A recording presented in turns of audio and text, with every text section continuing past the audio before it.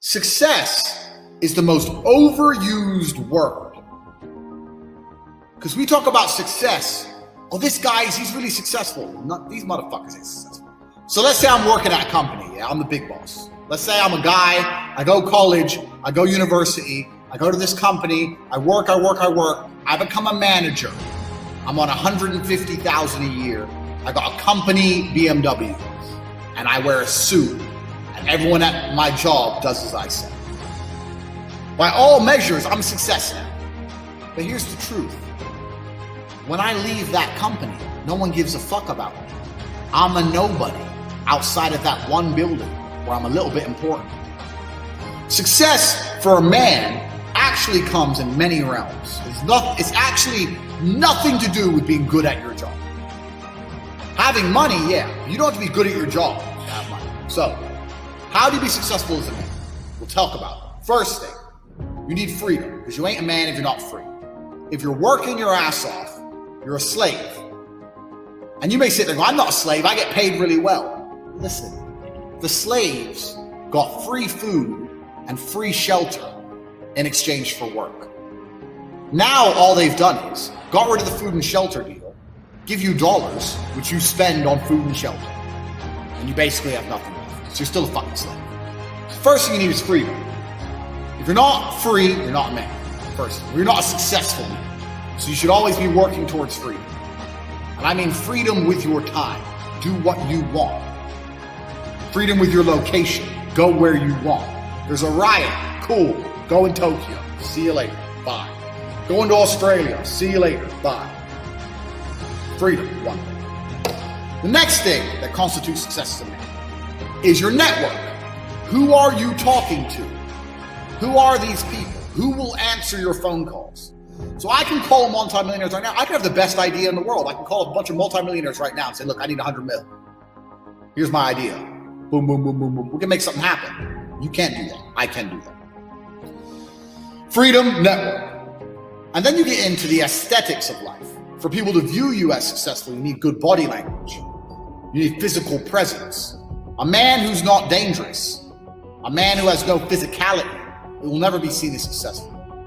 Oh, I'm successful, I'm rich, and yeah, but I'll break your neck. So I'm sitting there at a young age thinking, I need to get a network of high net worth individuals, or not even rich men, but men who are driven, men who are making money, and I need to find a way to talk to them, work for them, learn what they know, so I can become one of them. I need to get body language and physicality. I need to become big and dangerous. I need to be able to display that without saying it. I need women in love with me. I need beautiful women who adore me. I need these things because this is what shows the world I'm the fucking dog. So I'm sitting there and I understand what I need. And I knew this at 21, 22. A lot of you people are older than this. Older than me. You're older than I was. I'm telling you something. You're sitting there going, yeah. Didn't even cross your motherfucking mind. You've been too busy jerking off the porno and not thinking about what you actually need to do to be successful in this life. So these are the things you need to be a high value man. Because if you have all those things and then you get some money and you have geographical and time freedom, you're now genuinely successful. So let's compare me to the manager we talked about earlier. I'm a manager at a BMW with a fat wife. And then you have me, the Don, who turns up on the Amalfi Coast in a fucking Lamborghini with some new bitch to meet a new bitch, to fuck both bitches. And I can stay there as long as I want because my card always works when I pay the hotel and nobody can say shit to me because I'm too fucking big and mean to fuck with. Who's successful? Me or my man? Because my man's at work. He's at work, sending emails to his staff. You need to work harder or I'm going to give you a bad report. Look. So I'm successful. And the truth is, unless you're a hater, I basically live the life every man has ever dreamed. Unless you're going to sit here and be a hater, I have everything every man's ever dreamed of. I got a big mansion, I got supercars, I can live anywhere I want, I got unlimited women, I go where I want, I live with my brother and my cousin and my friends, I do anything I want all the time. So I'm an amazing role model because I've shown you that by simply understanding what you need and only discussing and talking about the things you know you need, you'll end up having the things you know you need. That's it. I do not like to hang around with men who suffer from a lack of women. Because in my experience, any man who can't get women will eventually sell you out for women. It's too powerful a force. Too powerful a force. If you're completely sex deprived all the time, sooner or later you're going to sell your boys out for sex, whether it's his ex or some girl talking bad about your boy, but you really want the pussy, so you let her slide. But if you're not good with girls, I don't want to talk to you. Second thing is money. You have not be rich, but if you're starving, you're going to try and sneak some money out of somebody, right? If you can't eat, you'll do anything for food. If you can't pay the bills, you'll do anything for money. That means whether it's a plea bargain, whether it's trying to rob me, whether it's money sitting around my house. I don't want to talk to extremely broke people. I don't want to talk to extremely sex deprived people for the same reason I wouldn't have a whole bunch of food around a hungry person. Same reason. It's the first two things. Next thing is loyalty, and I know that's super hard to judge, but I really like to believe that the few people I hang around with, if we were all in separate police interviews and they were to come and say, hey, your boy turned, I could literally burst out laughing. Say, bro, you better come with a new story, G. You better go away and think about it and come back. We can talk, but don't try that one. Try again. So loyalty is very, very important.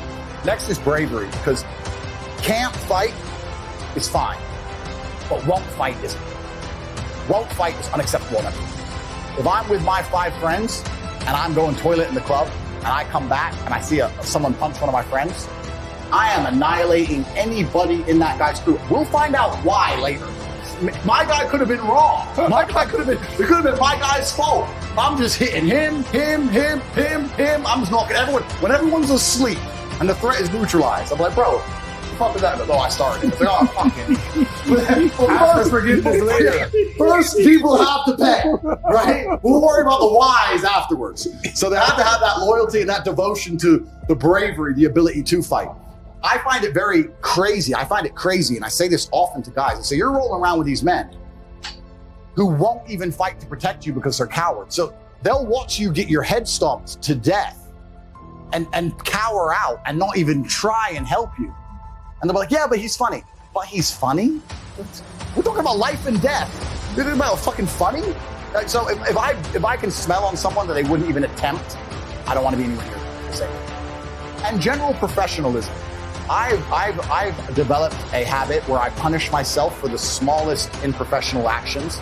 If I misplace my keys or misplace my phone, and it takes me more than 10 minutes to find it, I'll punish myself. Regardless, whether I don't spend money this week, or I don't go here, or I'm canceling that, or I'm going to defer buying something I want. But I punish myself religiously so that next time I put my phone down, I know where I put my phone.